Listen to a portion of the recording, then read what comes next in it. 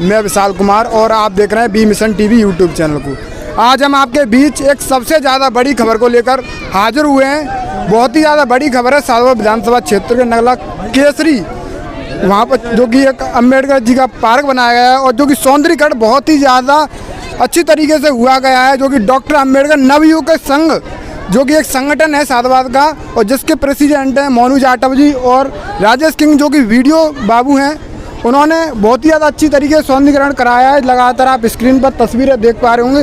Sir, सबसे पहले आप ये बताइए कि आपने ये अपने मन में ये भावना उत्पन्न कैसे की सौंदर्यीकरण होना चाहिए? ये सवाल बहुत ही ज़्यादा महत्व है। ऐसा है, जब से मैंने वो सवाल है जी सर, जब जब मैं शिक्षण कार्य कर रहा था तो जब पार्कों पे एक बांस की सीढ़ी लगा के लोग चढ़ते थे तो कुछ लोग चढ़ के नहीं जा पाते थे बाबा साहब के माल्यार्पण करने के लिए, डर की वजह से गिर न जाएं। तो ये कभी कभी मेरे बड़ी टीस रहती थी कि अगर बाबा साहब की कृपा से इस शिक्षा के देवता हमारे बाबा साहब हैं, उनके कृपा से अगर मुझे कहीं रोजी रोटी मिलती है या कहीं पढ़ाई करने के बाद जॉब मिलता है, तो ये मन में मेरे बचपन से ही था कि जहाँ भी या नशैनी की बात आएगी, डॉक्टर भीमराव अम्बेडकर की माल्यार्पण की बात आएगी और बांस की नशैनी की बात आएगी, तो वहाँ मेरा ये प्रयास रहेगा कि जिस दिन मैं इस लायक हो जाऊँगा उस दिन निरंतर मैं उन नशैनियों को हटाता जाऊँगा और इस तरह का मंच बनवाता जाऊँगा। इस वजह से कि यहाँ हर कोई छोटा बड़ा माल्यार्पण कर सकता है, नशैनी का डर खत्म हो जाएगा। और दूसरी चीज़, जब मेरे माता पिता थे जिनकी वजह से मैं यहाँ तक पहुँचा, वो सर्वप्रथम मेरे गुरु थे। उन्होंने जो मुझे शिक्षा दी उनसे भी मेरा मेल खाया कि जो मेरे दिमाग में चल रही है वो इनके दिमाग में है कि हमारा बेटा कुछ अच्छा कार्य करे। पैसा सबके पास होता है, कमाते सब हैं, लेकिन अगर एक समाज हित की बात अगर ठान ले, हो सकता है धनराशि हमारे पास कम रहे, हो सकता है कुछ कटौतियाँ भी हो जाएं, लेकिन अगर हम ऐसा कार्य करते हैं तो शाम को नींद बहुत अच्छी आती है। आज दुनिया में मेरे माता पिता नहीं हैं, लेकिन उनके कहे अनुसार मैं उनकी स्मृति में, उनका भी सपना था कि कुछ ना कुछ बेटा अगर कामयाब हो जाए तो करना है।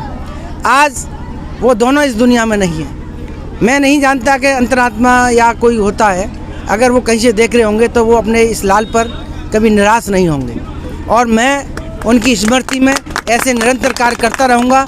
सबसे पहला मेरा निरंतर कार्य ये है नगला केसरी।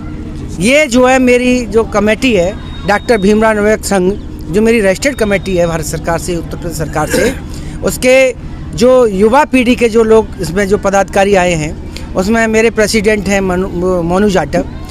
अगर ये कमेटी नहीं होती मेरे साथ, अगर इन युवाओं का मेरे साथ योगदान नहीं होता, तो क्या संभव था कि मेरी बात मन में रह जाती और मैं स्मृति, माता पिता की स्मृति तो एक मेरा जुनून है, एक नशा है, लेकिन मेरा एक उद्देश्य है पार्कों का जीरो उद्धान करना।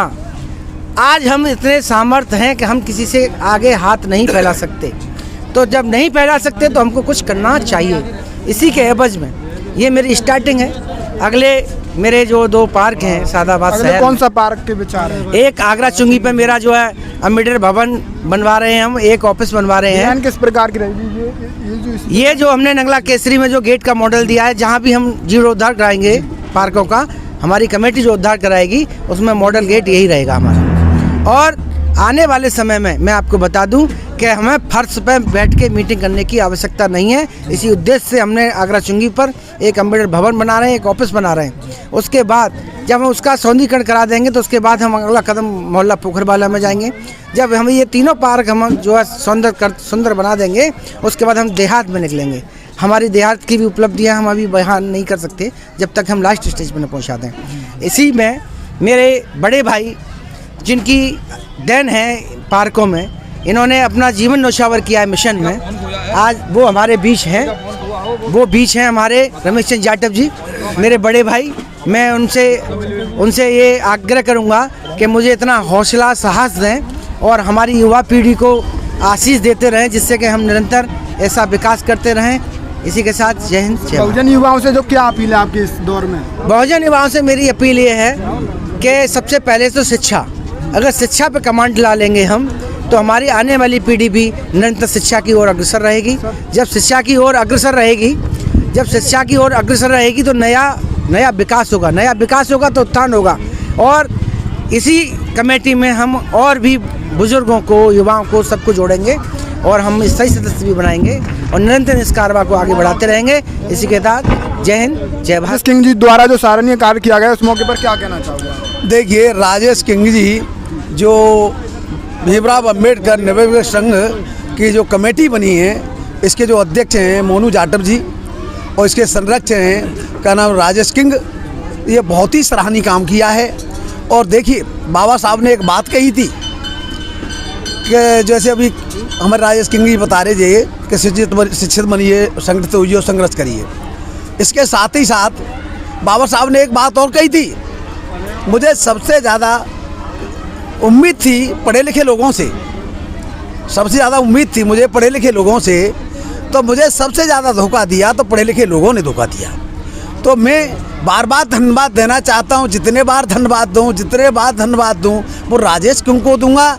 राजेश पढ़ा लिखे होने के बाद में और गवर्नमेंट सर्वेंट होने के बाद में इसने जो संकल्प लिया है कि मैं अपना नाम रोशन करूँगा, जो बाबा साहब के गाना खाती को पुनः गाना जो जीवित रखने का काम करूँगा, तो भैया ये तो उसका परम कर्तव्य बनता है कि वो तन से मन से और धन से जो उसे 12 महीने की तनख्वाह मिलती है, उसमें तो 1 महीने की तनख्वाह बाबा साहब के गाना कार्य पर खर्च करना चाहता है, बाबा साहब के गाना जो सुंदरीकरणों पर खर्च करना चाहता है, बाबा साहब के स्टैच्यूओं पर खर्च करना चाहता है। और इसकी कमेटियाँ इस तरीके से काम कर रही है, मैं इसको पूर्ण बार धन्यवाद दूंगा कि ऐसे काम करते रहें और करना चाहिए।